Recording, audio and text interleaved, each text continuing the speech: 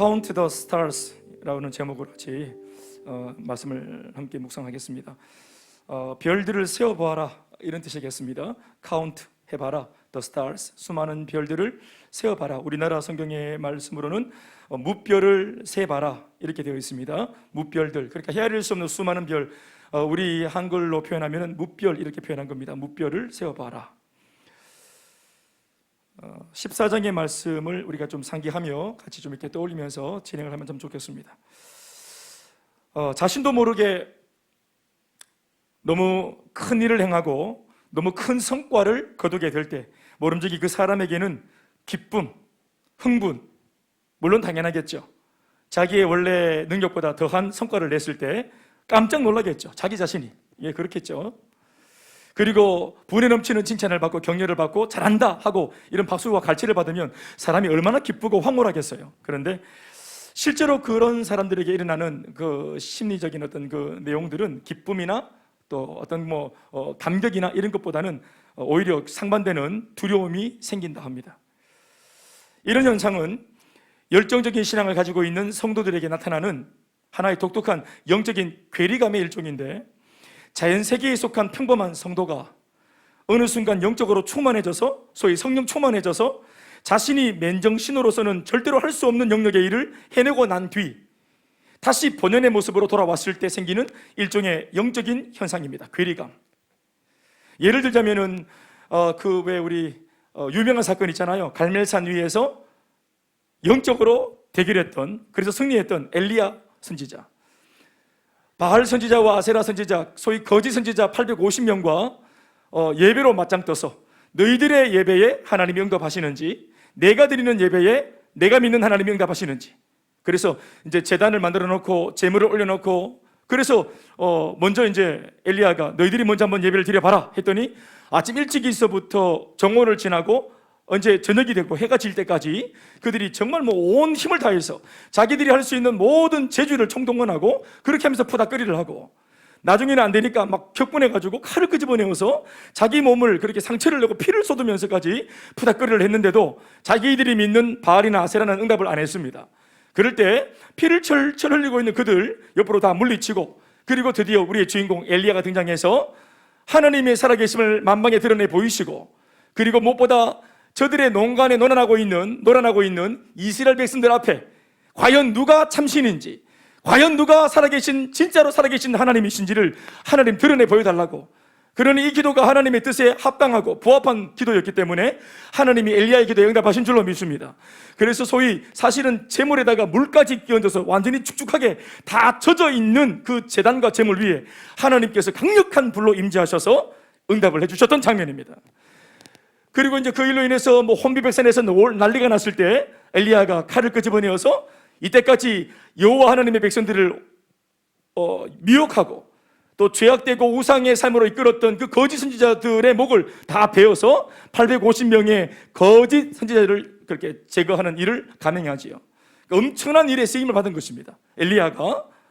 그런데 그로부터 얼마 안 지나서 이제 사실이 바알과 이 아세라 선지자들의 배후에 그 비오 세력이 누구였냐면은 바로 그 북이스라엘 왕이었잖아요. 예, 아합이라고 하는 왕과 그의 부인이었던 이세벨이라고 하는 왕비가 바로 그들의 비오 세력이었잖아요. 그러니까 이들에게 있는 그 이제 배경을 믿고 까불었는데 그들이 다 한숨에 날아가 버리니까 마치 그것은 엘리야가 본의 아니게 그들 배후에 있는 왕과 왕비에게 자기가 이제 뭔가 이렇게 도전을 한 듯한 이런 느낌이 된 것입니다. 그래서 오히려 좋은 일을 하고도 왕과 왕비에게 좋은 소리 못 듣고 오히려 위협을 당하게 되어지죠. 아세라가 특별히 이세벨이 특별히 위협을 합니다. 주의 종에게 보이기만 하면 죽여버리겠다고. 그랬더니 엘리야가 어제는 그렇게 불같이 쓰임받았던 위대한 종이었는데 이 여자, 이 참 우상을 섬기는 여인의 이 농간에 마음이 무너져가지고 정말 죽겠다 싶으니까 어떻게 했습니까? 사막 한복판까지 깊이 도망가잖아요. 주랭랑을 칩니다. 꼬리를 내리고. 그리고는 그 사막 한복판에 저 구석에 있는 로뎀이라고 하는 나무 밑에, 그늘 밑에 앉아가지고 탈진해서 하나님 차라리 나를 죽여달라고, 죽었으면 참 좋겠다고, 이런 꼴로 사느니 죽어야 되겠다고 하면서 이세벨의 손에 잡혀서 죽느니 그냥 하나님 죽여달라고 이렇게 벌벌 떨면서 이상한 소리 하는 거 우리 알고 있잖아요. 이런 것들이 뭡니까? 어제는 불같이 쓰임받았던 갈멜산의 그 위대한 의인이 그 다음날 로덴 나무 밑에서 탈진해서 그냥 막 죽고 싶어하는 이런 모양새가 얼마나 큰 간격이 있습니까? 어제의 엘리야는 누구고 오늘의 엘리야는 누굽니까? 똑같은 엘리야인데도 그럴 수 있다. 이게 뭐냐면은 영적인 바로 괴리입니다. 본의 아니게 자기가 가지고 있는 능력보다 더 크게 쓰임받고 난 뒤에 그리고 이렇게 다른 소리 하는 모습이. 우리 이런 모습이라면 또 둘째가라면 서러운 사람 하나 있죠. 그게 누굽니까? 삼손이라는 사람이죠. 삼손이라는 사람이 성령의 충만함을 입어서 권능을 받아서 주변에 있는 그 뭡니까? 무기가 없으니까 아무 때나 막 들고 일어난 것이 뭐냐면은 낙이 턱뼈. 낙타 아니지?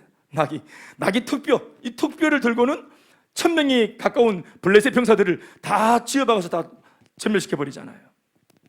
그래서 500명씩 두 무더기를 쌓아놓고 노래를 부르고 그렇게 승리를 외치면서 그 땅을 하나님이 주신 능력으로 이겼다, 승리한 땅이다 해서 라맛 레히라 하는 이름을 지어놓은 그 땅에서 이내 곧 성령이 싹 이제 임재가 사라지니까 갑자기 두려운 마음이 들고 내가 무슨 짓을 했노? 내가 무슨 일을 했노? 이제 1000명을 내가 때려잡았지만 이런 권능이나 성령 충만을 내가 또 경험할 수 있겠나? 오늘 같은 이 은혜를 또 경험할 수 있겠나? 그러니까 다시 충만할 자신이 없고 다시 권능받을 자신이 없고 두려우니까 그러니까 이제 이 이후에 자기가 감당해야 될 일들에 대해서 두려움이 생긴 겁니다. 은혜가 충만할 때는 이제 내가 막 목회자 되겠다 하고 막 신학교 들어왔는데 은혜가 딱 떨어지고 나니까 갑자기 정신이 막 돌아오면서 그런 적 없지? 세리더 하겠다고 막 순종을 했는데 순종할 때는 충만했는데 한 일주일 동안 기도 안 하고 딱 있었더니 갑자기 일주일 뒤에 맨정신이 돌아와가지고 내가 목사님한테 뭐라 했노? 하고 막 그렇지? 그럴 때가 있습니다. 그래서 또 죽겠다 하지 이 사람이 삼손이. 그랬더니 하나님이 너무 가짜않고 어이가 없어가지고 옆에 있는 땅바닥을 딱 쳐가지고 물을 끄집어내어서 물을 딱 마시게 해서 눈이 밝아지고 회복하게 만들었지. 그 셈이 뭡니까? 에나꼬레. 그래서 라만 레위의 은혜로 쓰임받을 때도 있지만 이내 곧 인간으로 본연의 모습으로 돌아와서 완전히 그냥 뭐 세상을 두려워하는 그런 모습으로 에나꼬레의 은혜가 또 필요한 모습으로 돌아가는 이게 이제 우리의 모습입니다. 오늘 본문의 시작은 바로 이런 영적 괴리 현상에 놓여 있는 아브라함을 향해 위로와 격려의 음성으로 찾아오신 하나님의 말씀으로부터 시작하고 있습니다. 1절 말씀 다 같이 시작. 이후에 여호와의 말씀이 다 같이 읽습니다. 시작. 이후에 여호와의 말씀이 환상 중에 아브라함에게 임하여 이르시되 아브라함아 두려워하지 마라. 나는 네 방패요 너의 지극히 큰 상급이라. 두려워하지 마라. 나는 너의 방패다. 너의 지극히 큰 상급이다. 하나님의 말씀을 들어보면 오늘 본문에 등장하고 있는 아브라함의 상태를 어느 정도 감지할 수 있습니다. 그것도 어떤 연고가 없이 1절에 딱 열자마자 1절을 열자마자 아브라함의 상태를 성경이 묘사하고 있기를 말씀을 들어보면 두려워하지 말라고 하시는 것으로 봐서 그는 지금 두려워하고 있습니다. 방패가 되어 주겠다 하신 것으로 봐서 그는 지금 현재 어떤 위험에 무방비 상태로 노출되어 있습니다. 방패가 필요한 상황이죠. 하나님 말씀이 상급이 되어 주겠다 하시는 것으로 봐서 그는 현재 심적으로 매우 가난하고 궁핍한 중에 있다는 것을 짐작할 수 있습니다. 그런데 우리는 말씀 보시면 알겠지만 실제로는 안 그렇습니다. 실제로는 지금 아브라함이 굉장히 유리한 자리에 있고 굉장히 지금 잘 되는 자리에 있고 모든 주변 사람들이 아브라함을 연호하고 아브라함을 외치고 아브라함에게 선하고 좋은 영향을 받고 있습니다. 지금 잘 나가고 있어요. 잘 되고 있습니다. 그런데 아브라함 스스로가 가지고 있는 이상한 딜레마입니다. 죽겠다 싶고 두렵고. 원래는 멀쩡했던 아브라함에게 왜 이런 일이 일어났을까요? 그 단서는 1절에 기록하고 있는 이후에라고 하는 말씀 안에 있습니다. 이후의 상황이 지금의 이 모습이라면 틀림없이 이런 상황에 이르기까지의 소위 이전의 상황이 있었을 것인데 그것은 이전 시간에 제가 말씀을 드렸던 조카 롯 구출 사건입니다. 하나님의 말씀 앞에 순종해서 모든 것을 버리고 이곳 가나안 지역까지 단숨에 오긴 했지만 아브라함은 자신의 여러 가지 미숙함 때문에 지금 현재 가나안 땅 중심으로 감히 들어서지 못한 채로 변두리에서만 맴도는 것을 우리는 알고 있습니다. 계속 변두리에서 그러다가 휩쓸려 가서 네겝으로 떨어지고 남쪽으로 나중에는 저 남방 끝자락에 있는 애굽에까지 떨어지지 않습니까? 그런데 어느 날 가나안 지역에 살고 있던 몇몇의 민족이 연합을 해서 남쪽과 북쪽으로 갈라져서 큰 전쟁이 일어났고, 그 가나안 땅에 그 전쟁통에 자신의 조카 롯이 그 땅의 맹주 그돌라오멜 왕에게 포로로 잡혀가는 일이 생기는 바람에 졸지에 아브라함은 자신의 조카를 구출하려는 아주 단순한 생각 하나로 이 남의 나라 그 문제에 개입을 했다가 얼떨결에 공공의 적이었던 그돌라오멜 왕을 단숨에 물리치고 자신의 조카 롯을 구원하게 되는 이야기입니다. 그게 14장에 있었던 사건입니다. 이 전에 있었던 사건. 그런데 그 결과로 이 가나안 땅 내부에 오래되었던 갈등 구도가 아브라함이 원했던 것은 아니고 추구했던 것은 아닌데, 그 땅에 오래된 이 고질적인 문제, 이 갈등 구도가 말갛게 해결되고 이 땅에 전에 없던 평화가 아브라함 때문에 이루어졌습니다. 한마디로 아브라함은 가나안 땅에 살고 있는 여러 민족들 모두에게 큰 은인이 되어버린 것입니다. 그가 원했던 것이 아닙니다. 그가 추구했던 것이 아닙니다. 단지 자기는 가급적이면 연루 안 되려고 했고, 조카 롯이 엉뚱하게 연루되는 바람에 롯을 구하려고 했던 일이 이렇게 엄청난 결과를 얻게 된 것이다. 그로 인해 아브라함은 저절로 가나안 땅 지역 그 중심부에 들어서게 되는데, 심지어는 그 지역 토백이들한테 박수와 환대를 받으면서 센터의 자리를 버젓이 잡게 됩니다. 여러분, 이러한 결과를 보면 이거 누가 한 것입니까? 원래 가나안 센터에 이 아브라함이 들어가기를 누가 바랬습니까? 하나님이 바랬습니다. 그런데 자신의 미숙함 때문에 하나님을 신뢰하지 못해서 두려워서 계속 변두리에 맴돌다가 심지어는 죄까지 짓고 자기 마누라도 팔아먹고 이상하게 되어진 아브라함을 결국은 이 이상한 사건에 연루시켜서 아브라함이 기획했던 것은 아닌데 이상한 일에 연루되어져서 좋은 성과를 내는 바람에 환대받으면서 하나님이 애초에 목적했던 그 중심에 박수받으면서 들어왔다 이 말입니다. 누가 하셨습니까? 하나님이 하시는 것입니다. 여러분, 우리 주변에 일어나는 모든 상황 속에 하나님의 음성이 있습니다. 나와 연루되어 있는 모든 상황과 사건 속에 나를 향한 하나님의 선한 뜻이 있습니다. 사건 속에, 상황 속에, 여러분들 가정사에, 직장생활 속에, 어떤 여타 많은 사람들과의 관계 속에서 나와 함께 일어나는 내 주변의 많은 환경 속에 하나님의 나를 향한 뜻이 있습니다. 이거 믿습니까? 이거 여러분 정말 중요한 대목입니다.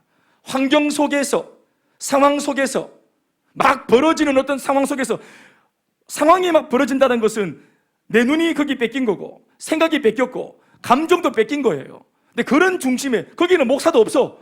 그 상황 속에는 셀리더도 없어요. 나를 위해서 말씀으로 검해주는 사람이 아무도 없어. 나 혼자 있는 그 상황 속에 어떤 사건이 펼쳐졌는데 그 속에서 나를 향한 하나님의 뜻이 있다는 것을 볼 수 있는 눈이 있다는 것은 굉장한 것입니다. 이것을 놓치니까 우리가 하나님의 응답을 못 받는 거예요. 하나님의 응답, 교회에서 우리가 기도하면 하나님은 내 가정에서 응답하십니다. 우리가 교회에서 기도하면 하나님은 직장에서 내게 응답하십니다. 뭘로? 상황과 환경으로, 사람을 통해서, 사건을 통해서. 성경을 잘 해석하는 것도 중요하지만 성경을 해석하듯이 모든 사건과 상황 속에서 하나님의 나를 향한 섭리들을 깨닫는 것도 굉장한 영안입니다.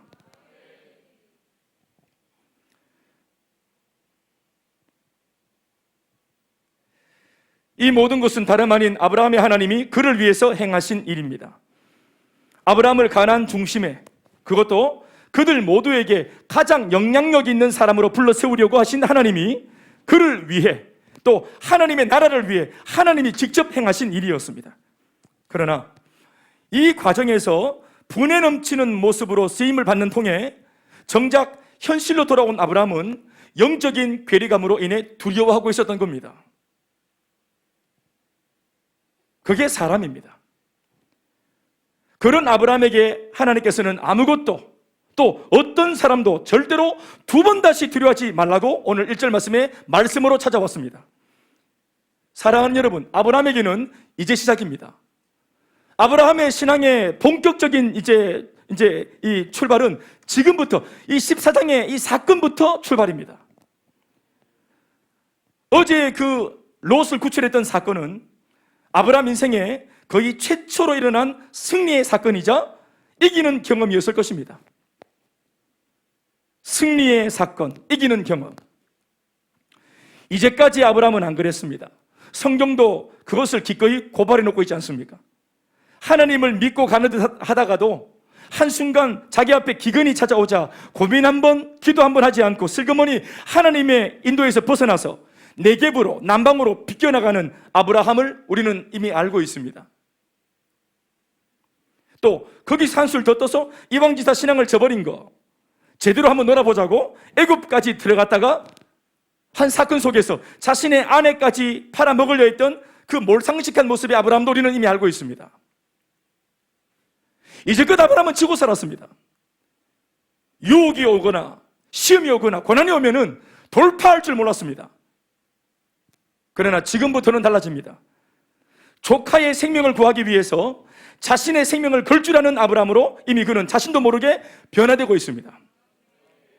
그 전쟁으로 비롯된 상황들은 하나님이 마련한 일종의 테스트였는데 이전에 네게브와 애굽에서와는 달리 가나안에서 아브라함은 자기 인생 처음으로 이기는 경험, 승리하는 체험을 했던 것입니다. 다른 이의 생명을 살리기 위해서 생명을 거는 삶을 살게 되니 그 생명도 구하게 되고 심지어 그 일로 다른 수많은 사람들의 생명까지도 살리게 되는 일에 그는 처음으로 쓰임받게 된 것입니다. 아멘이십니까? 이것이 바로 하나님의 사람으로 새롭게 만들어져가는 아브라함의 신앙의 모습입니다. 그래서 지금부터 아브라함은 진짜로 만들어져 갑니다. 여러분, 이기는 일에 익숙해지시기 바랍니다. 승리하는 일에 익숙해지시기 바랍니다. 이기는 습관, 승리하는 습관, 기도하면 응답을 받는 것이 자연스러워지는 습관. 아멘입니까? 어떤 유혹이 왔을 때 당연한 듯 이겨내고 돌파해낼 수 있는 이기는 습관이 우리의 삶이 되어야 합니다. 단지 이런 일에 쓰임받고 난 뒤 괴리감이 오고 두려움이 생기는 까닭은 말 그대로 영적인 부분과 현실 사이에 간격이 있기 때문입니다. 그래서 괴리라고 하는 것이죠. 그러니 이 간격이 좁혀지거나 이 간격이 사라지면 두려움도 사라질 것이기 때문에 이것은 전혀 문제가 안 됩니다. 아멘이십니까? 지금은 초짜기 때문에 큰일하고 두려워할 수 있습니다. 괜찮습니다. 아멘, 아멘. 우리 이번에 우리 7주 동안 자기 그 당번이 와서 이렇게 우리 같이 헌신 예배 드릴 때 우리 송리사매님도 올라와서 처음으로 올라오셨죠. 찬양도 하시고. 그때는 성령 충만해가지고 같이 이렇게 이제 우리 같이 똘끼로 했는데 정신이 딱 돌아오니까 막 부끄럽기도 하고 내가 왜 그랬을까 싶기도 하고 이런 마음 혹시 안 듭니까? 그래요. 괴리입니다. 그런데 괜찮아요. 네. 그렇게 출발하는 겁니다. 날마다 하나님의 말씀을 따라 순종하고 날마다 그 순종을 통해 하나님의 권능으로 이 현실의 문제를 날마다 돌파하는 삶이 상식이 되게 하면 되지요. 기적이 매일 일어나면 기적이 일상이요, 기적이 상식이 되는 것입니다. 그러면 신앙과 삶의 간격이 좁혀지거나 사라집니다. 그러면서 두려움도 사라지는 것입니다. 아브라함은 지금부터 그 과정을 경험하게 되는 것입니다. 다시 한번 아브라함을 위로하시는 하나님의 음성을 들어봅시다. 1절 말씀. 아브라함아, 두려워하지 말라. 나는 네 방패요 너의 지극히 큰 상급이라. 그 부분만 읽어봅시다. 같이 한번. 아브라함아, 시작. 다시 아멘 합시다. 자, 이게 사실은 참 좋은 말씀이잖아요. 하나님이 나타나셔서 아브라함아 두려워하지 마라. 또 두려워하지 말아야 될 근거를 직접적으로 말씀하시기를 내가 너의 방패가 되어줄게. 내가 너의 지극히 큰 상급이 되어줄 테니까 두려워하지 마라. 이게 얼마나 좋은 말씀이에요. 평생 한번 들을까 말까 하는 말씀 아니겠어요? 우리 이 말씀 들으면 평생 막 다니면서 간증할 겁니다. 네, 들었다 꼭 하면서. 그런데 아브라함은 좀 다릅니다. 아브라함 좀 달라요. 우리는 이런 말씀 들으면 아멘인데요. 아브라함은 언제적부터인지 모르겠지만 고민이 좀 많아졌어요.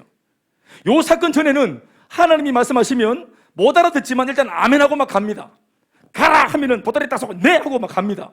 물론 가다가 세지만 하나님 말씀하시면 듣고 있습니다. 이상한 잘못된 예배 막 드리면서도 주의 음성을 들으면 그 자리에서 또 그냥 아멘하고 이렇게 또 그렇게 합니다. 그런데 시간이 지나고 어떠한 일련의 사건들을 지나면서 아브라함에게 궁금증이 생겼습니다. 여러분, 신앙생활할 때 궁금증이 생깁니까? 궁금해집니까? 말씀이 궁금해지고 하나님이 더 알고 싶고 셀리드가 더 알고 싶고 목사님이 궁금하고 뭐 알고 싶습니까? 사명이 뭔지 알고 싶습니까? 나를 향한 주님의 꿈이 뭔지 듣고 싶습니까? 궁금한 게 생겨야 신앙입니다. 네, 그게 이제 뭐냐 하면은 이제 내가 알아서 깨어나서 잘하고 있다는 증거입니다. 궁금해야 됩니다. 궁금하면 500원 궁금해야 됩니다. 왜냐하면 하나님은 답하실 준비가 되어 있기 때문에 그렇습니다. 아브라함은 이걸 듣고 아멘 하지 않습니다. 이 말씀을 듣자마자 아브라함은 갑자기 마음이 상합니다. 왜 마음이 상했는지 목사님이 말하냐면은 그 이후에 이 하나님 말씀하시는 하나님 앞에 아브라함이 하는 말을 들어보면은 이 친구가 마음이 상했다는 것을 알 수 있습니다. 특별히 어떤 말에 이 아브라함이 마음이 틀어지냐 하면은 두려워하지 마라. 내가 너의 방패가 되어줄게. 내가 너의 지극히 큰 상급이 되어줄게. 여기에 힌트가 있습니다. 어디에서 마음이 틀어졌을까? 예? 어디서 마음이 삐졌을까요? 정답은 상급입니다. 여기서 말하는 상급, 다른 말로 친다면 여기 상급이 뭐냐 하면은 내가 너의 담보가 되어줄게. 내가 너의 유산이 되어줄게. 뭐 이런 뜻이겠습니다. 이 말을 듣자 마음이 상한 아브라함은 이거를 숨기지 않고 표현합니다. 이때까지 마음에 품고 있었던 생각, 궁금증, 호기심, 이것을 하나님 앞에서 고상하게 따지기 시작합니다. 2절과 3절에 있는 말씀이 그겁니다. 읽어볼까요? 시작. 주 여호와여 무엇을 내게 주시려 하나이까? 나는 자식이 없사오니 나의 상속자는 이 다메섹 사람 엘리에셀이니이다. 아브라함이 또 이르되 주께서 내게 씨를 주지 아니하였으니 내 집에서 길린 자가 내 상속자가 될 것이니이다. 이렇게 말을 했습니다. 여러분, 왜 아브라함이 2절 3절에서 따집니까? 아멘 대신에 따지기 시작하고 질문을 하기 시작합니까? 하나님의 말씀이 안 믿겨진다는 겁니다. 방패가 되어줄게, 상급이 되어줄게, 특별히 상급이 되어준다, 이런 거 믿기지 않는 겁니다. 지금 이제 여러분, 오늘 아브라함이 오늘 원하고 바라고 있는 것은 뭐냐 하면 두려워하지 않는 마음을 얻는 거 아닙니다. 이런 거 아닙니다. 이런 거 안 궁금합니다. 두려워하지 않는 마음, 이런 것들은 내 스스로 할 수 있어요. 하나님 안 도와줘도 시간이 지나면 나아지겠지. 지금 아브라함한테 급한 것은 그런 것이 아닙니다. 또 방패가 되어주겠다, 방패 이런 것도 아닙니다. 오늘 아브라함이 정말로 구하고 바라는 것은 뭐냐 하면 상급입니다. 여러분, 고대 시대에서 말하는 사람들 사이에 이 상급이라는 말을 통해서 그들이 가지는 이미지가 뭐냐 하면 바로 다른 것이 아니라 자식입니다. 상급은 자식이에요. 여러분, 아브라함과 조금 시간 차이는 있지만 그 당시 고대 근동 전체에 같이 공유되던 이제 이 단어 속에 느껴지는 이미지니까 함께 말씀을 참고해 보면 시편 127편 3절에 있는 말씀 우리 한번 읽어보시겠습니까? 띄워주시면은 뭐라고 적고 있는지. 시작. 보라, 자식들은 여호와의 기업이요 태의 열매는 그의 상급이로다. 자식들이 하나님이 내게 주시는 기업이고 바로 내 몸에서 태어나는 자식들이 바로 상급입니다. 뭔 말인지 알겠습니까? 그 당시 사람들은 하여튼 이게 자손 번식에 어떤 특별한 그런 마음이 있었는지 자꾸 이렇게 그냥 자손들을 번식하고 또 이렇게 그냥 퍼뜨리는 이런 것에 좀 마음이 많았던 것 같아요. 고대 시대니까 그렇겠죠. 나의 시대에 나만 잘 되는 것이 다가 아니라 우리 자손들이 자자손손 잘 되는 것이 그들의 소원이었습니다. 그러니까 상급이면 뭐냐? 그것도 지극히 큰 상급이면은 자녀들이 하나 둘 서이 너희 자녀들이 많아야 돼요. 자녀들이 곧 군사력입니다. 고대 시대에는 자녀들이 힘이에요. 그런데 지금 아브라함은 자기 시대는 모르겠지만 자기 다음 시대에 전망이 없습니다. 미래에 대한 전망이 없어요. 자기는 분명히 늙을 것이고 힘이 빠질 것이고 오늘 이렇게 큰 일을 했지만 내일 내 삶을 자기가 확신할 수 없는 거예요. 그에게 지금 꼭 필요한 응답은 자손을 얻는 것인데 하나님은 바로 그것을 안 주신다는 것이겠죠. 그래서 아브라함은 이미 마음속으로, 오늘 본문에도 적고 있지만 마음속으로는 이미 포기하고 자기 몸종인 엘리에셀이라고 하는 이 몸종을 상속자로 이미 생각을 하고 있는 중입니다. 그런데 이 생각을 하면 할수록 우라통이 터지는 겁니다. 이게 서글픈 거예요. 여기에 사실은 놀라운 비밀 하나가 숨어 있는데요, 그게 뭔가 하면 들어보십시오. 지금 아브라함에게 있어가지고 하나님께 마음이 틀어지고 막 대들 정도로 간절히 구하는 것은 상급, 바로 자손인데요, 아브라함에게 있어가지고 반드시 이루어졌으면 좋겠다 싶은 바로 그 응답, 그런데 그것은 사실 하나님 편에서도 반드시 이루고 싶어 하시는 응답이었습니다. 뭔 말인지 아시겠습니까? 우리는 이 자손이 누군지 알죠? 이삭입니다. 자, 그러니까 이삭이라고 이름을 지어놓고 말해봅시다. 자, 아브라함에게도 이삭이 필요합니다. 너무너무 필요해요. 그렇지만 아브라함만 아니라 어떤 면에서는 아브라함보다 더 하나님 편에서도 아브라함의 자손인 이삭이 반드시 태어나야만 됩니다. 왜 그렇습니까? 하나님 편에서도 이삭이 태어나야 이 계보를 통해 야곱이 태어나고 또 12아들이 태어나고 12아들 중에서 유다를 통해서 바로 예수님의 족보가, 계보가 만들어지기 때문에 그렇습니다. 메시아가 오는 길을 만들기 위해서라도 아브라함의 자손은 하나님 편에서도 반드시 이 땅에 태어나야 돼요. 아멘이십니까? 아브라함은 자기만 원하는 줄 알아요. 내 간절한 기도 제목 나만 원하는 줄 알아요. 하나님과는 상관없는데 내가 원하니까 하나님께 막 때를 쓰고 있는 것 같아요. 아니에요. 내가 간절히 바라는 그 기도 제목, 하나님 편에서도 필요한 기도 제목입니다. 여러분들의 남편이 주님께로 돌아오는 거, 하나님께서 간절히 바라는 꿈입니다. 우리 가정이 복음화 되어지는 거, 나 혼자만의 꿈이 아니라 우리 하나님 아버지께도 영광이 되는 귀한 일입니다. 하나님 나라에도 굉장히 중요한 일입니다. 지역의 복음화, 민족의 복음화, 북한의 선교, 열방의 선교, 전 세계의 복음화, 하나님께도 굉장히 중요한 주제입니다. 우리 셀이 부흥하는 거, 그 세리드만의 수건의 기도 제목이 아닙니다. 우리 하나님 아버지가 꿈꾸는 것입니다. 그러니 여러분, 기도할 때 이것을 놓치지 마십시오. 하나님과 나는 같은 편입니다. 목적하는 바가 같고 꿈이 같고 응답을 바라보는 그 응답을 향한 우리의 열정이 같아요. 사실은 아브라함이 이걸 오해했기 때문에 따지고 드는 겁니다. 사랑하는 여러분, 여러분 저기 사무엘상의 이야기 아시죠? 사사기의 그 이제 막 떠돌이 시절의 삶을 끝내고 명실상부한 왕정국가의 체제를 놓는 사람이 누구였습니까? 이스라엘에. 어떤 선지자입니까? 사무엘입니다. 그러니까 하나님 입장에서 사무엘은 반드시 이 땅에 태어나야 되고 존재해야 됩니다. 하나님 나라를 위해서 중요한 일을 하기 때문에. 사무엘이 있었기 때문에 초대왕 사울왕이 부름받았고, 그 사무엘을 통해서 심지어 두 번째 왕이었던 다윗도 차출되어집니다. 사무엘 굉장히 중요한 사람이에요. 그런데 그 당시에 우리 사무엘 집을 보면 어떻습니까? 사무엘의 아버지 엘가나라고 하는 이 사람에게 자식이 없습니다.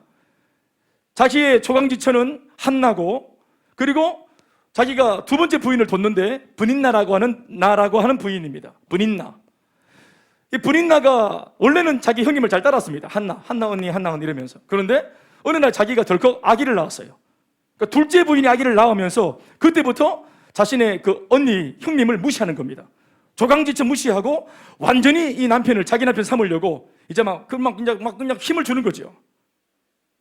막 염장을 지르는 겁니다. 아기를 못 가진 한나에게 이제 상처죠. 그러니까 일부러 브닌나가 꼭 젖을 먹여도 한나 앞에서 막 젖을 먹입니다. 똥기저귀를 갈아 치워도 몰래 치우면 될 건데 꼭 한나 앞에 와서 아유 얘가 똥을 샀네, 아이고 똥도 황금똥이라 하면서, 그러면서 막 분탕질을 하면서 막 똥을 갈아놓고, 그러니까 막 그 꼴을 보니까 한나가 막 눈이 뒤집어지는 거예요. 그러니까 이 한나가 그 꼴을 보면서 자꾸 한이 생기죠. 한이 생긴대. 그래서 하나님 앞에 뭐라 말합니까? 아들을 달라고 기도합니다, 이 한나가. 그런데 이미 기도 제목이 이상한 것은 이미 하나님 나라를 위하여서, 영광을 위해서 하는 기도가 아니라 내 한과 내 분노를 잠재우기 위해서, 이게 마음이 틀어지고 막 분노와 막 이게 막 집착에 의해서 기도를 합니다. 그러니까 하나님이 응답을 할 수 있어요, 못해요? 응답 못하는 기라. 왜냐하면은 이 사람이 지금 분노하고 뭔가 막 집착하고 있는 중에 한이 맺힌 중에 알을 주면은 이 알을 한나가 내놓겠습니까? 하나님 앞에? 그 응답 앞에 이 한나가 완전히 묶여버립니다. 내가 어떻게 얻은 아들인데. 그러면서 평생 이 아들을 붙들고 안 놔줄 겁니다. 아마 한이 맺혀가지고 이 한을 낳아야 됩니다. 이 한을 낳아줘야 돼요. 그래서 한나입니다. 죄송합니다. 결국은 이 한나가 기도가 바뀌죠. 어느 날 하나님 이 아들 주시면 하나님께 바치겠다고, 내가 거머쥐지 않고 하나님께 바치겠사오니 기도가 바뀝니다. 아멘 아멘. 기도가 딱 바뀌니까 하나님께서 그 기도한 한나에게 응답을 줘서 아기가 태어나죠. 한나에게도 사무엘이 필요했지만 무엇보다 하나님께 사무엘이 더 필요했습니다.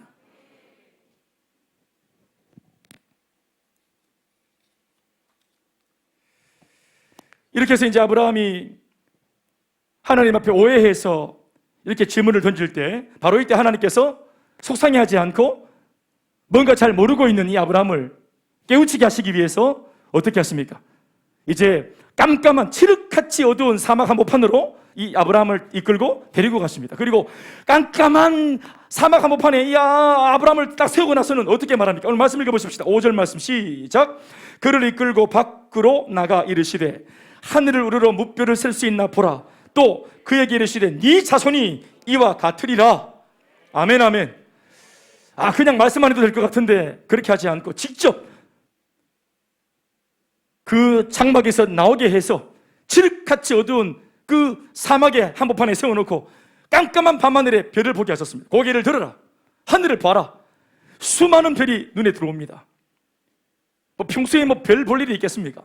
그런데 그날 밤에 유독 하나님이 보라 해서 쳐다봤던 새삼스러운 그 장면은 아브라함에게 놀라운 깨달음을 줍니다. 하나님 말씀하시기를 뜸을 들이지 않고 방금 네가 눈으로 보고 감탄하고 세어보라 했지만 셀 수 없을 만큼 너무나 많이 빼곡히 박혀있는 저 새까만 밤하늘에 영롱하게 빛나는 별 숫자만큼 너의 허리에서 자손이 그렇게 나게 해주겠다. 네 자손이 이와 같으리라. Count the stars. 셀 수 없습니다. 지금은 허상입니다. 그러나 네가 바라고 믿고 꿈꾸고 소원하면 셀 수 있는 별이 될 거다. 네 자손이, 아브라함에게 자손이 있습니까? 셀 자손이 있습니까? 지금은 카운트할 자손이 없어요. 카운트할 자손이, 저는 세 딸이 있습니다. 1, 2, 3. 여기 이 집에 두 명이죠. 1, 2. 셀 수 있지. 카운트할 수 있지.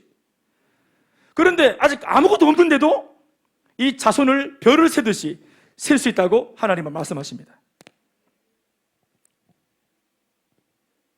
별을 세어봐라. 낮에는 안 보이던 별이 밤이 되니까 밤하늘 전체에 마치 융단을 깔아놓은 것처럼 그냥 빼곡하게 수많은 별들이 박혀 있습니다. 안 보인다고 없는 게 아닙니다, 여러분. 아멘이십니까?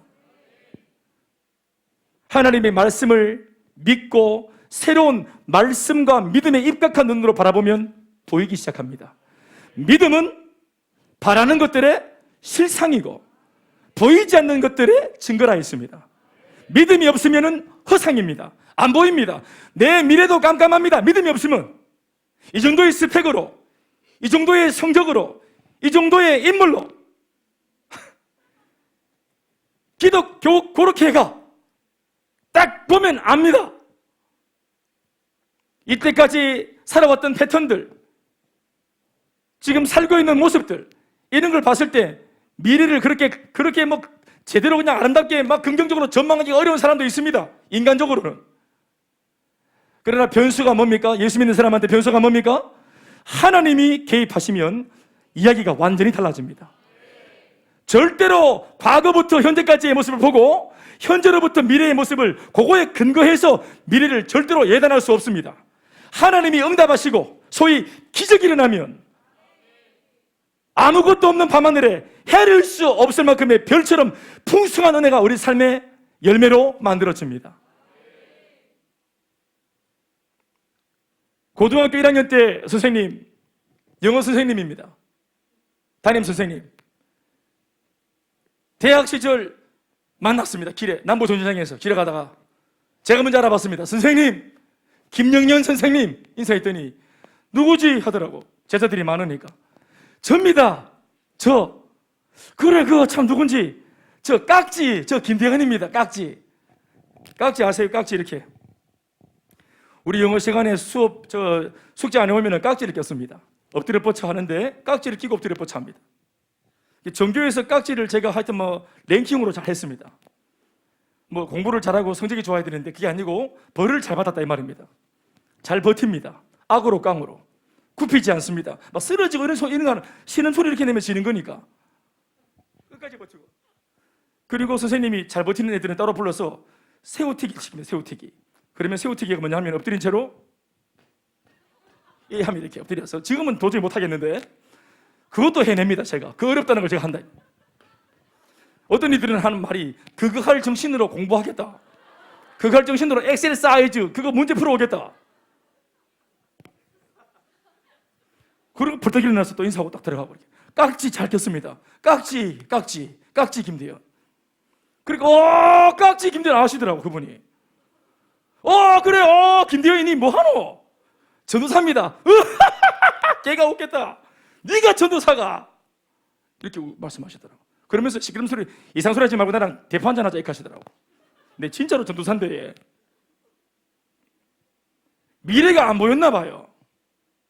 전망이 어두웠나 봐요. 저 여기에서 쓰임받고 있습니다.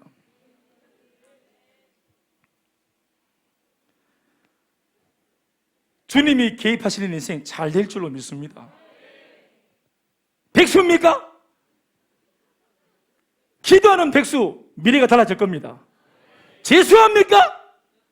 기도하는 재수생 미래가 달라집니다. 하나님이 함께 하시면 절대로 세상적인 잣대로 인생을 함부로 예단할 수 없다는 사실을 믿습니다. 사랑하는 여러분, 정말입니다. 여러분들의 아이들을 나 자신의 학창시절을 잇대어서 판단하지 마시기 바랍니다. 더 잘 될 수 있습니다. 유학의 문도 열릴 줄로 믿습니다. 몇 명이 없네요. 안 보인다고 없는 게 아닙니다. 이때 아브라함은 이 말씀을 주시는 하나님을 믿기로 결정합니다. 6절 말씀에 다 같이 읽어보시겠습니까? 이 별 사건, 이 무별 사건을 통해서 아브라함이 결단합니다. 결단을. 시작. 아브라함이 여호와를 믿으니 여호와께서 이를 그의 의로 여기시고. 다시 한번 시작. 아브라함이 여호와를 믿으니 여호와께서 이를 그의 의로 여기시고. 다시 아멘 하십시다. 굉장히 유명한 말씀이고 중요한 대목이고 우리 아주 이게 교리적으로도 굉장히 중요한 한 대목이 오늘 등장하는 것입니다. 여기에서 탄생합니다. 뭐가요? 로마서에서 사도 바울이 3장, 4장, 5장에 그렇게 중요하게 가르치고 이야기하고 적고 설파하는 바로 그 내용 뭡니까? 따라합시다. 이신칭의. 우리가 의로운 것이 아니지만 예수 믿는 믿음을 보시고 하나님이 우리를 의롭다고 여겨주시는 은혜입니다. 칭의. 실제로는 의롭지 않은데, 사실 예수를 믿어도 의롭지 않은데 예수를 믿는 그 믿음을 보시고 예수님의 나를 향한 대속의 십자가의 그 은혜를 주님이 기억하셔서 우리를 의롭다고, 아멘 아멘, 하나님 아버지의 맏아들 예수의 의를 덧입은 우리를 마치 예수처럼 같은 의를 입고 있다고 보시고 우리를 맏아들 예수처럼 의로운 내 아들이라고 기꺼이 양자 삼으시는 바로 그 의, 아멘이십니까? 이 의가 어디에서 만들어집니까? 믿을 때입니다. 여러분, 말씀이 믿기지 않습니다. 사실 아브라함은 하나님의 메시지가 믿겨지지 않았습니다. 아무것도 없는데 헤아릴 수 없을 만큼의 자손이 내 씨가 된다고? 내 자손이 그렇게 되어진다고 믿을 수 없어요. 메시지는 어렵습니다. 우리도 마찬가지죠. 우리도 왕왕 하나님의 말씀 자체는 믿겨지지 않을 때가 많습니다. 표현 안 하지만 안 믿겨질 때가 있습니다. 그럴 때 어떻게 이 난관을 돌파할 수 있냐 하면, 이 문제를 해결할 수 있냐 하면 아브라함에게서 힌트를 얻습니다. 힌트를. 뭡니까? 메시지가 안 믿겨지면 그 메시지를 주시는 메신저를 믿는 것입니다. 하나님 말씀 상급이다, 또 무뼈를처럼 많아질 거다, 사실 안 믿겨져요. 그때 아브라함은 하나님의 말씀을 믿는 것이 아니라 무엇을 믿기로 결단합니까? 여호와를 믿기로 결단합니다. 말씀은 잘 모르겠는데 어려운데 이 말씀을 주시는 하나님을 나는 지난 세월을 통해서 내가 체험한 바 나는 하나님을 사랑하고 나는 하나님을 신뢰한다. 나는 내가 신뢰하는 하나님께서 당신이 하시는 말씀, 나 그게 뭔지 모르겠지만 그 약속을 하나님이 직접 이 약속을 주신 분이 이 약속을 행하실 줄로 나는 믿는다. 내가 아는 바 하나님이시라면 어떠한 방법인지 모르겠지만 이 약속을 반드시 내 인생에 펼치실 것이고 이루실 줄로 나는 믿는다. 여러분, 만약 이 말이 아니라면, 우리가 만약 말씀을 정말 믿는 신앙이라면, 여러분 말씀만 믿는 신앙이라면 여러분 모두가 다 하나님을 믿을 때 성경을 일독하고 예수를 믿어야 됩니다. 이 말씀을 다 읽고 다 이해하고 다 분석하고, 그래서 모든 걸 다 깨닫고 이 말씀에 근거해서 하나님을 믿어야 돼요. 아닙니다, 여러분.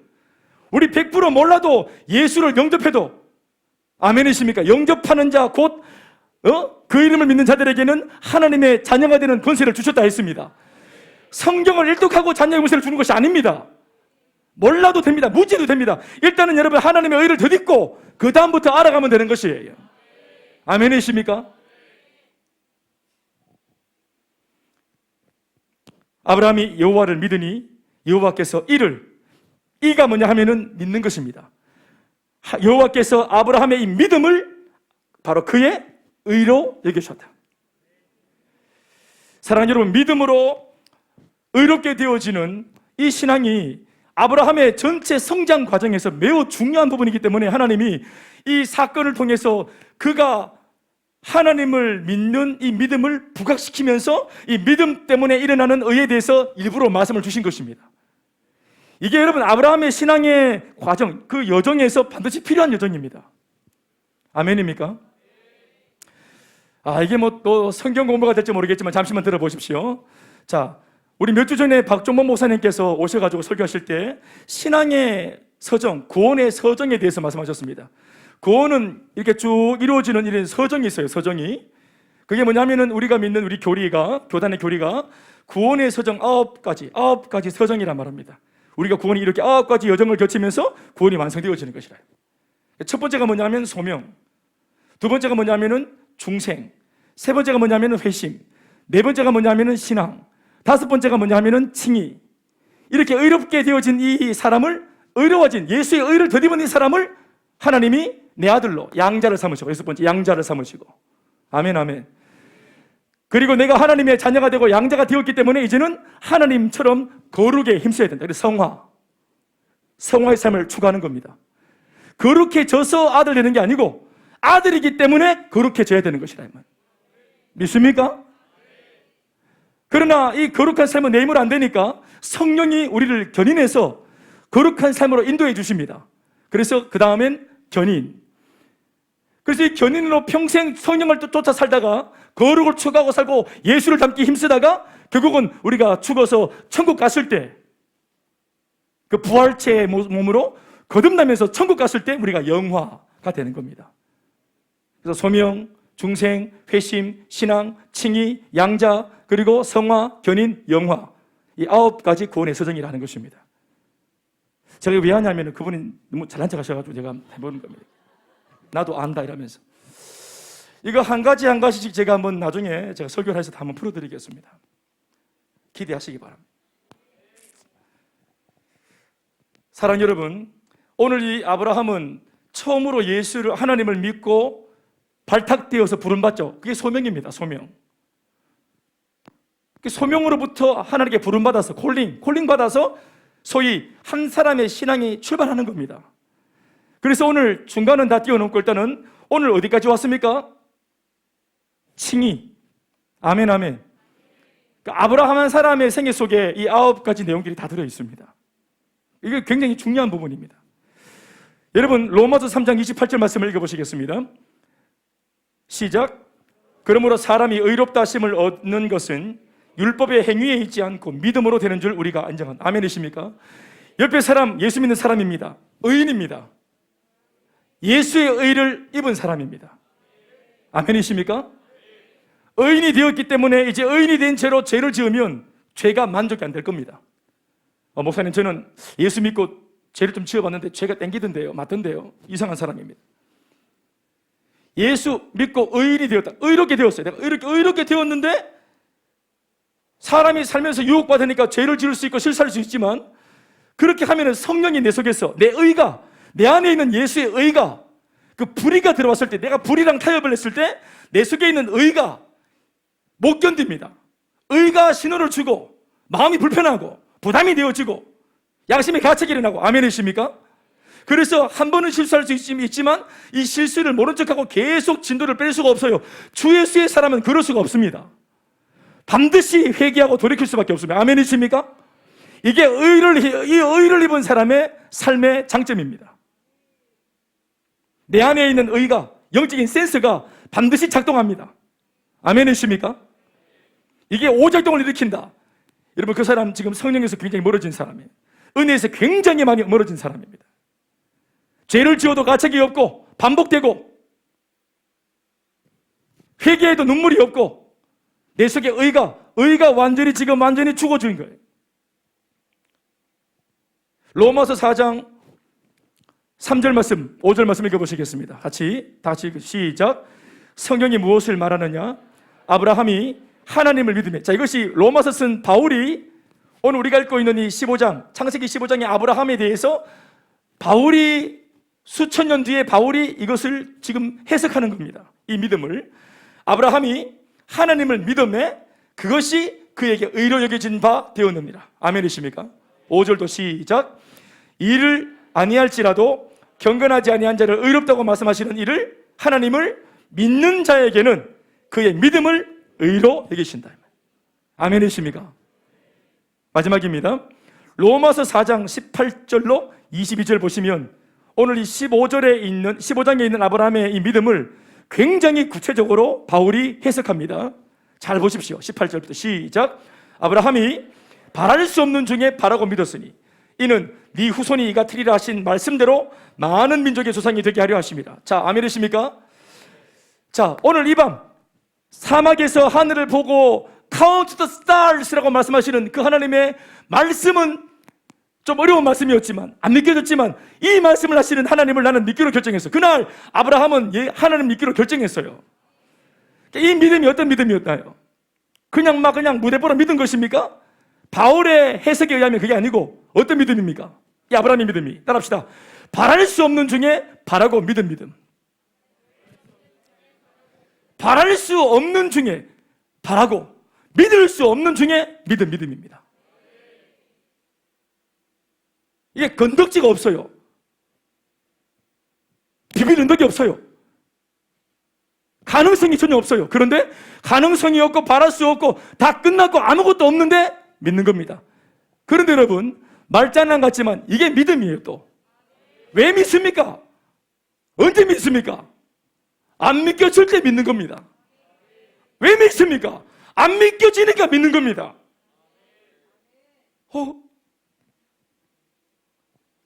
믿음이 언제 필요합니까? 안 믿겨질 때 믿음이 필요한 거예요. 힘을 언제 내는 겁니까? 힘이 없을 때 힘을 내는 겁니다. 믿겨질 때 누가 못 믿습니까? 그것으로는, 그 상황에서는 그 사람의 믿음의 진위를 파악할 수 없습니다. 하나님 입장에서 우리의 믿음이 참인가 거짓인가, 정금 같은 믿음인가, 모든 불순물들을 제거한 참 믿음인가를 알기 위해서라도 주님은 우리를 바랄 수 없는 중에 그 환경 속에 집어넣는 것입니다. 거기에서 우리가 과연 믿을 수 있는가, 이 순간에 믿을 수 있는가.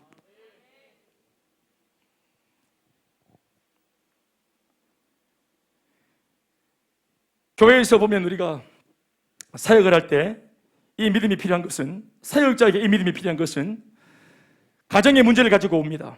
자기는 이런 방법 저런 방법을 다 써봐도 안 되는 것을 경험하고 이건 절대로 안 된다고 말하면서 패배자로 와 있습니다. 그런데 우리가 신앙으로, 믿음으로, 복음과 하나님의 능력을 의지해서 우리 믿음이 아니라 하나님의 존재를 믿는 우리의 믿음에 잇대어서 우리가 해줄 수 있는 말이 뭡니까? 자매님의 그런 환경도 반드시 복음 안에서 회복할 수 있습니다. 자, 이 말을 우리가 해줄 수 있어요. 이 말은 믿음이 있는 우리만 할 수 있는 말입니다. 지난 10년 동안 행복 모임을 열면서 우리가 했던 말이죠. 저도 수백 번 했던 말입니다. 수백 번 했던 말이에요. 이런 상황 회복할 수 있습니다. 이런 상황으로 연애해서는 안 됩니다. 포기해서는 안 됩니다. 이거 극복할 수 있습니다. 회복될 수 있습니다. 이런 상황으로 아이를 엄마 아빠 없는 그런 결손가정의 아이로 만들면 안 됩니다. 이 말을 우리가 믿음 안에서 하는 겁니다. 자, 이 말을 하는 것은 내 몫이고 실제로 그렇게 만들어 주시는 분은 하나님이십니다. 우리는 우리가 할 수 있는 것을 내 믿음의 근거에서 할 수 있어야 되는 것입니다. 결과를 예측하면 내가 가진 믿음에 대하여 말을 못합니다. 이 상황을 어떻게 풀어가야 될지 전략은 없습니다. 그러나 우리가 믿는 것은 뭡니까? 하나님을 믿습니다. 하나님이 어떻게 하실지, 이번에는 어떻게 풀어가실지 우리 잘 모르겠습니다. 그러나 내가 아는 것은 지난 시절 내가 눈으로 똑똑히 봤던 것은 이것보다 더하거나 유사한 상황을 놓고 내가 아는 하나님은 반드시 넘게 하셨고 회복하게 하셨고 우리는 삶의 현장에서 직접 그것을 목도했습니다. 그래서 그것을 가지고 내가 알고 체험한 하나님을 믿으니 우리가 믿음의 근거에서 이 말을 불신자에게 할 수 있어야 되는 것이, 유일하게 교회가 이 말을 세상에 할 수 있어야 됩니다. 그런데 이 말을, 이 언어를 오늘 현대 교회가 많이 뺏겼습니다. 우리 너무 똑똑해졌어요. 우리 안 될 것에 대한 정보가 너무 많아요. 될 수 있다고 말하는 하나님에 대한 정보보다 이런 정도의 상황은 절대로 안 된다고, 이건 예수님 와도 안 된다고 하는 이런 쓸데없는 정보에 우리가 너무 많은 마음을 빼앗겼습니다. 그런 정보가 너무 많아요. 그러니까 이 쓸데기 없는 것을 너무 많이 하는 바람에, 아는 바람에 할 수 있다, 될 수 있다 이 말을 못하는 것입니다. 왜요? 안 되면 어떡하노? 여러분, 우리는 우리의 언어를 빼앗겨서는 안 됩니다. 내게 은과 금은 없거니와 내게 있는 것으로 네게 말하노니 곧 나사렛 예수 그리스도 이름으로 일어나 걸을지어다. 이것이 오늘 예수 믿는 믿음을 근거로 한 우리 언어입니다. 오늘 예수 믿는 사람이 이 언어를 빼앗기면 그것은 믿음이 아닌 거예요. 그건 신앙이 아닌 거예요. 능력도 없는데 말도 못해 되겠습니까? 우리 능력도 없는데 이런 기도가 빼앗겨 되겠습니까? 이걸 회복해야죠. 양육과 훈련 왜 합니까? 제자 훈련 왜 합니까? 이 언어를 회복하려고 하는 겁니다. 그러니까 오늘 간증자처럼 우리 유정이가 회복됐지 않습니까? 아이들한테 선생님 갈 테니까 너희 집에 가자 안 합니까? 너희 집에 가보자. 여러분, 이 한마디를 하려고 지난 2년 동안 훈련받은 겁니다. 2년 동안 새가 빠지게 훈련받고 기꺼이 하는 게 뭡니까? 이때까지 못했던 말, 너네 집에 가보자, 너네 엄마 아빠 만나보자. 이 언어를 회복하는 것입니다. 될 수 있다, 할 수 있다, 회복할 수 있다. 여러분, 제 언어입니까? 아니요. 오늘 이 자리에 앉아있는 예수 믿는 여러분들의 언어입니다. 여러분들의 말이에요. 여러분들의 고백입니다. 그걸 지금도 목 놓아 듣고 싶어하는 사람들에게 이걸 들려줘야 되는 거예요. 지정에 가보세요. 이 한마디 말을 듣고 싶은 사람이, 그래서 여러분, 믿겨지지 않아도 돈을 줘서라도 거짓말인 줄 알면서도 좀 긍정적인 말 좀 들어보자 해서 점집에 그렇게 많은 사람들이 기웃거리는 겁니다. 거짓말인 줄 알아요. 택도 없는 줄 알아요. 비과학적인 거 알아요. 그렇지만 돈을 좀 찔러주면은, 복채를 주면은 이 점쟁이가 한 번도 못 들었던 말 해주는 거예요. 빤스 안에 부적 넣으면 된대. 얼마나 긍정적인 말이고, 빤스 안에 이거 지금 부적만 두고 있으면 되는 기라. 이리라도 된다 하니까. 오죽 안 된다는 말을 듣고 살았습니다. 이게 거짓말인 줄 알지만 그런 말을 듣고 싶은 겁니다. 할 수 있다, 될 수 있다. 사랑하는 여러분, 모든 거짓말은 마귀에게 속한 것이고 우리는 참이요 진리이신 하나님의 말씀을 전하는 사람입니다. 진리를 알지니 그 진리가 너의 모든 문제를 다 해결하고 그 진리가 너를 자유케 할지라. 모든 염려, 걱정, 결박, 올무의 소리를 벗어나게 만드는 생명의 진리, 우리만이 가지고 있는 진리, 이것을 선포해야 되지 않겠습니까?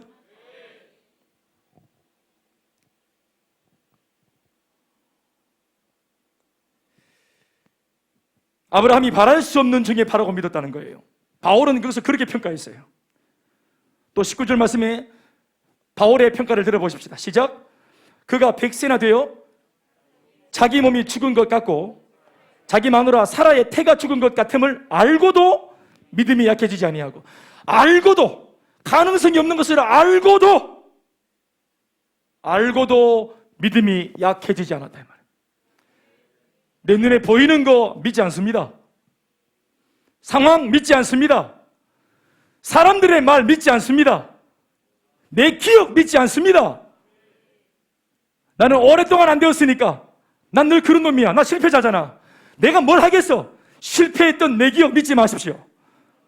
오늘 말씀하시는 주님, 오늘 내게 들려주시는 하나님의 말씀하시는 그 하나님, 그것을 믿기로 결정하십시오. 알고도 믿음이 약해지지 않았다. 20절 말씀, 믿음이 없어 하나님의 약속을 의심하지 않고 믿음으로 견고하여져서, 믿음이 없으면 약해지고 믿음이 있으면 견고해집니다. 내 삶도, 우리 부부도, 우리 가정도, 우리 교회도, 우리의 사역 현장도 믿음이 있으면 그 사람의 믿음 때문에 견고해지는 것입니다. 그래서 심지어는 하나님께 영광도 돌리고, 21절에 또 바울이 뭐라고 말한 줄 아세요? 약속하신 그것을 또한 능히 이루실 줄을 확신했다. 믿는 정도가 아니라 확신했다 했어요. 확신이 뭡니까? 확실하게 믿는 겁니다. Count the stars. 네 자손을 세게 해줄게. 그 복을 세워야 할 정도로, 카운트해야 될 정도로 네가 받은 복이 많게 해줄게. 응답이 너무 많아서 응답을 세워 카운트해야 될 정도로 응답을 내가 부어주마. 간증거리가 너무 많아. 간증거리를 카운트해야 될 정도로 내가 세게 해주마. 30년 저 예수 믿으면서 받은 응답 세워야 합니다. 할 말이 얼마나 많은 줄 아십니까? 제가 말씀드렸죠? 내가 더는 몰라도 내 해본 거 있다고. 나 받은 은혜 10시간 반 얘기해 본 적 있습니다. 안 쉬고. 저는 6시부터 새벽 4시 반까지. 이전에 제가 섬겼던 대학부에 아이들이 목사님 새로 오셨으니까 한마디 해보라 해서 한마디 했습니다. 10시간 반 얘기했습니다. 안 쉬고 계속. 그들도 앉아있고 나도 앉아서. 완전 저 주암산에서 오줌보 다 터졌습니다. 나 10시간 반 정도 예수 안에서 자랑할 게 있더라고요.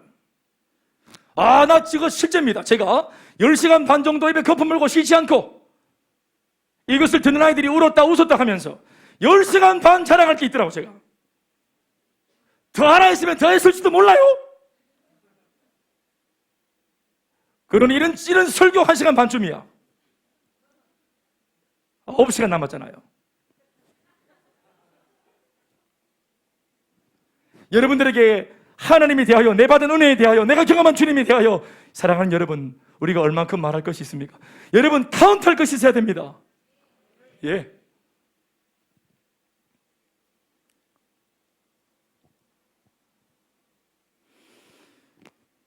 아브라함에게 하나님이 주신 축복은 2가지나 있습니다. 암호가, 코드가 2가지. 아브라함의 언약, 아브라함의 약속. 하나님이 아브라함에게 약속하신 것 딱 2가지. 하나 따릅시다. 자손, 하나는 땅입니다. 자, 이 말씀을 마지막으로 잘 듣고 우리 마무리하겠습니다. 자손과 땅이 나와야 이게 진짜 하나님이 아브라함한테, 또 아브라함에게, 아브라함 가문에 주시는 복이에요. 자손도 땅도. 자손은 많은데 땅이 없다, 살 땅이 없다, 저주입니다. 땅은 광활하고 넓은데 거기에 살 수 있는 사람들이 없다, 저주입니다. 그러니 사람도 많아야 되고 그 사람들이 살 수 있는 땅도 주어져야 됩니다. 그래서 자손과 땅을 함께 주셔야 진짜 축복입니다. 이 2가지 축복이 있어서 하나님은 단지 먼저, 순서적으로 먼저 아브라함을 오늘 땅으로 먼저 인도를 하셨던 겁니다. 그래서 하나님께서 아브라함을 어디에다 보낸 겁니까? 처음부터 가나안 땅에 보내신 겁니다. 이 땅을 주려고. 그리고 그 땅을 얻게 하신 뒤에 그 땅에서 바로 2번째 축복, 자손을 주시려던 계획이었습니다. 그러나 아브라함은 이런 하나님의 계획을 몰랐고 눈이 닫혀 있었기 때문에 그 땅에서 자손을 주시려고 하는 그런 주님의 은혜를 몰랐습니다. 그래서 계속해서 중심이 못 들어가고 변두리에서 계속 패배했었는데요, 오늘에서야 그 이유가 밝혀졌습니다. 아브라함이 왜 땅에 중심이 못 들어갔습니까? 왜 가나안 땅, 그 땅에 못 들어갔어요? 이 땅을 준다는데도 왜 못 들어갔습니까? 바로 자손에 대한 확신이 없었기 때문입니다.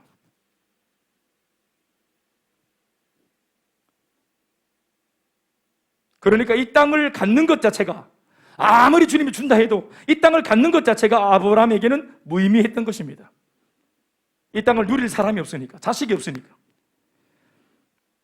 그런데 오늘에서야 아브라함은 자손에 대한 확신을 갖게 되었고, 그제서야 이어지는 축복, 땅에 대한 의미도 알게 됩니다. 그래서 오늘 자손에 대한 약속을 확실하게 딱 알고 믿고 난 뒤에 바로 7절 말씀을 듣습니다. 하나님이 하십니다. 7절 시작. 또 그에게 이르시되 나는 이 땅을, 이제 땅 얘기합니다. 땅 얘기. 자손에 대한 것이 이제 회복됐기 때문에 나는 이 땅을 네게 주어 소유를 삼게 하려고 너를 갈대아 인의 우리에서 이끌어낸 여호와니라. 아멘이십니까? 이게 나의 본심이었다. 아멘, 아멘. 그랬더니 이제는 아브라함이 이 땅을 그냥 여사로 듣지 않고 구체적으로 알고 싶은 궁금증이 또 발동합니다. 왜요? 이제는 믿으니까 알고 싶은 거예요. 아멘이십니까? 그래서 아브라함이 이제 대화에 막 응합니다. 8절 말씀 시작. 그가 이르되 주 여호와여 내가 이 땅을 소유로 받은 것을 무엇으로 알리이까? 알고 싶은 거예요. 아까는 빈정거리는 그런 불평 어린 질문이었지만 지금은 알고자, 진짜 알고 싶은 거예요. 아멘, 아멘. 그때 하나님께서 9절부터의 말씀 보시면은 어떻게 합니까? 여러 가지 몇 마리 짐승을 잡아 가져오게 해서 그 짐승들을 다 쪼개 놓습니다. 짐승을 다 쪼개 놓는다고. 그리고 아브라함이 이 짐승, 쪼개진 짐승, 이 시체 죽음 사이를 이렇게 건너게 하십니다.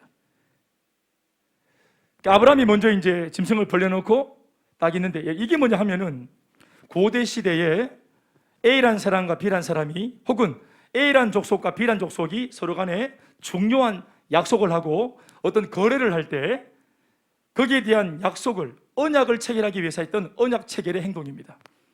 죽음을 이렇게 가축을 잡아서 이렇게 벌려놓고 거기에서 서로 이제 이렇게 건너가면서 서로 약속을 하는 겁니다. 이 행위가 몇 가지 의미가 있는데, 오늘 이 죽음이 우리 눈앞에서 이렇게 죽어 있는 것처럼 둘 중에 하나라도 오늘 이 약속을 이행하지 않는다면 이 재물처럼 이렇게 죽을 것이라. 반드시 이 언약은 50대 50으로 체결했기 때문에 서로 간에 이행을 해야 된다.